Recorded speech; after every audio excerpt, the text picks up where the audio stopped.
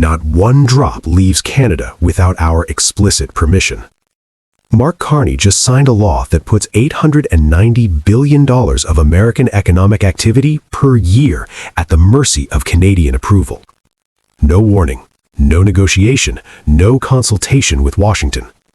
Here's what just happened.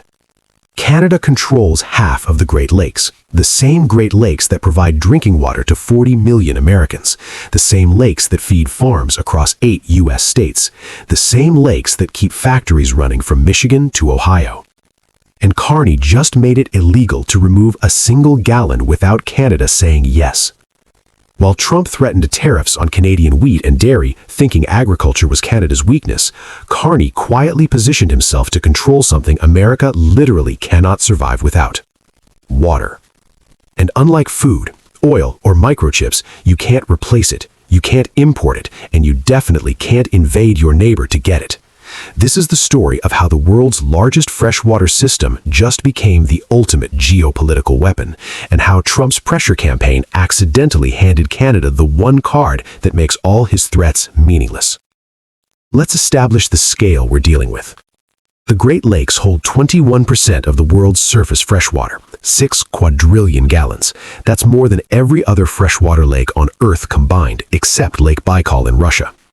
For over a century, that abundance meant unlimited use. Cities like Chicago, Detroit, and Cleveland grew massive because water scarcity seemed impossible.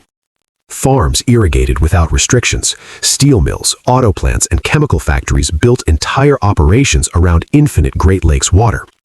The basin generates $56 billion in agriculture alone. Add manufacturing, shipping, energy, and tourism, that's $890 billion annually. But here's what changed. Around 2010, lake levels started dropping, fast. Climate change accelerated evaporation. Warmer winters meant less ice cover, which meant even more evaporation. Rainfall patterns shifted. The balance that sustained this system for thousands of years was breaking, and American states facing catastrophic water shortages started asking a dangerous question: why can't we just pipeline Great Lakes water to Arizona, Nevada, California?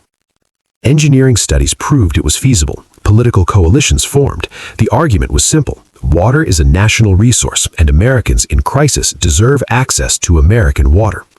Except there's a problem with that logic. The Great Lakes aren't American. Half the basin sits in Canadian territory. The water American cities drink flows through Canadian soil first.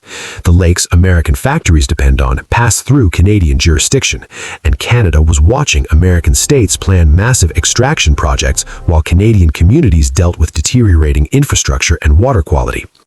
Then Trump threatened to simply take what he wanted, to extract Great Lakes water regardless of Canadian objections, and dare Canada to stop him. So, Carney stopped him. Canada technically banned bulk water exports back in 1999, but the policy had massive loopholes. Bottled water didn't count. Companies like Nestle extracted millions of liters annually, totally legal. Small industrial transfers? Permitted. And critically, the ban only applied to exports outside North America. If Arizona wanted Great Lakes water pumped 2,000 miles west, the law didn't explicitly stop it. The Great Lakes Protection Act just closed every single loophole. Here's what it does. Water cannot leave the Great Lakes Basin in any form without explicit approval from both federal and provincial Canadian governments. That includes bottled water operations. That includes industrial transfers. That includes every single proposal to pipeline water to American states outside the basin. Every single one, dead, instantly. Now here's where it gets strategically devastating. Canada controls the geographic choke points. The St. Lawrence Seaway, the shipping corridor that moves hundreds of billions in cargo annually, runs entirely through Canadian territory before reaching the Atlantic. Niagara Falls, border location, but Canada controls flow rates. Lake Superior's outflows, Canadian jurisdiction. If Canada restricted flow or diverted water away from American access points, there is no military solution. You can't invade an ally over water. You can't bomb infrastructure that supplies your own cities. You definitely can't threaten nuclear escalation over lake levels. And here's the nightmare for American policymakers. Water isn't fungible. You can't replace Great Lakes water with alternatives. You can't import equivalent volumes at reasonable cost. You can't synthesize it in a lab. If access gets cut off, industries collapse, cities face existential crises, agriculture fails. Every major city on the American side now operates knowing their water flows through Canadian territory. Chicago, Detroit, Cleveland, Milwaukee, Buffalo. Millions of people, billions in infrastructure, all dependent on water that Canada just claimed explicit legal authority to control. Let's talk about what died the moment Carney signed this into law. The Southwest is collapsing. The Colorado River doesn't even reach the ocean anymore. California's aquifers, built up over millennia, are being drained in decades. Phoenix, Las Vegas, Tucson, these cities are running out of time. And they all had the same backup plan, the Great Lakes. Detailed engineering proposals existed, political support was building, economic models showed the projects would pay off by preventing regional collapse. Arizona needed water for Phoenix and Tucson. Nevada needed supply for Las Vegas. California wanted to refill depleting aquifers. Colorado hoped to stabilize the dying Colorado River. All of them assumed Great Lakes water was available, maybe expensive to transport, maybe politically difficult, but ultimately available because the water existed and Americans in need should access American resources. Carney killed every proposal overnight.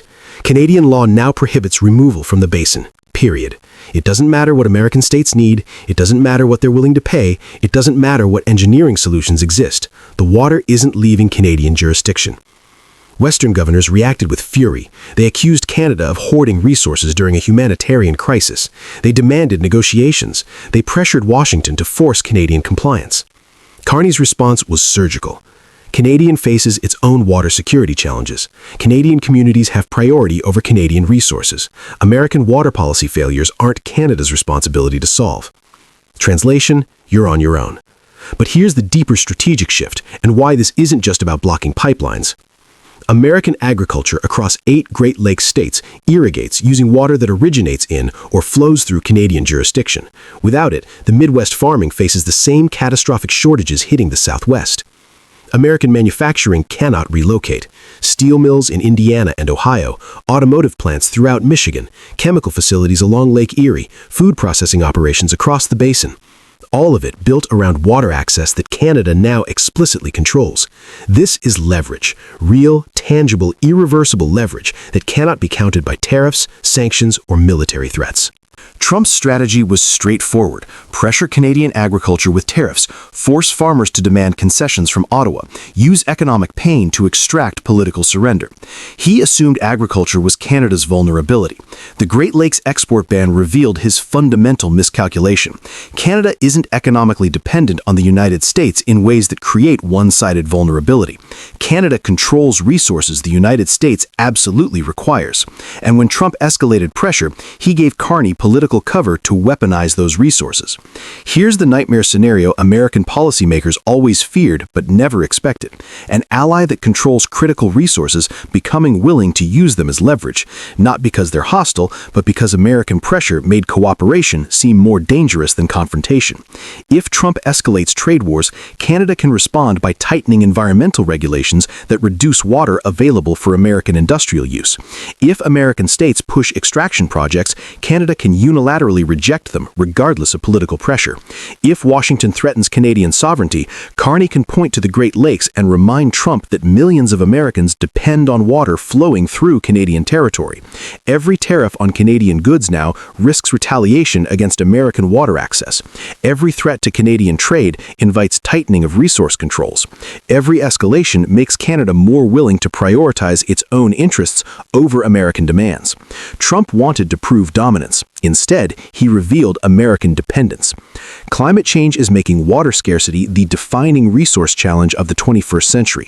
As American shortages worsen, political pressure to override Canadian authority will intensify. States facing collapse will demand access. Federal politicians will face constituents asking why Canadian hoarding is being tolerated. But Canada just demonstrated it won't yield. The export ban has overwhelming domestic support. Every province touching the Great Lakes backs it. Federal commitment is absolute. American states can negotiate. They can offer partnerships, infrastructure investments, shared environmental protections. What they cannot do is demand access or threaten consequences if Canada refuses.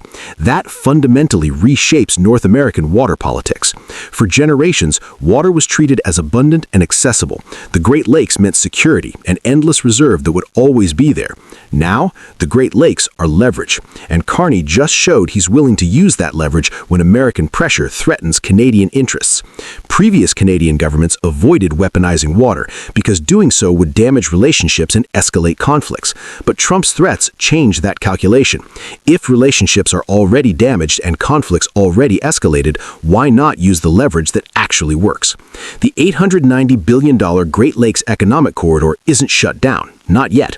But Canada just installed the locks, handed the keys to Mark Carney, and made unmistakably clear that access depends on respect for Canadian sovereignty. And there's nothing Trump can do except watch the water flow and hope Canada chooses to keep cooperating. Because at the end of the day, you can threaten tariffs on maple syrup and lumber all you want, but you can't tariff the water your cities drink. You can't sanction the lakes your farms depend on, and you definitely can't invade the neighbor who controls whether 40 million Americans turn on their taps tomorrow and something actually comes out. Trump thought he was playing hardball.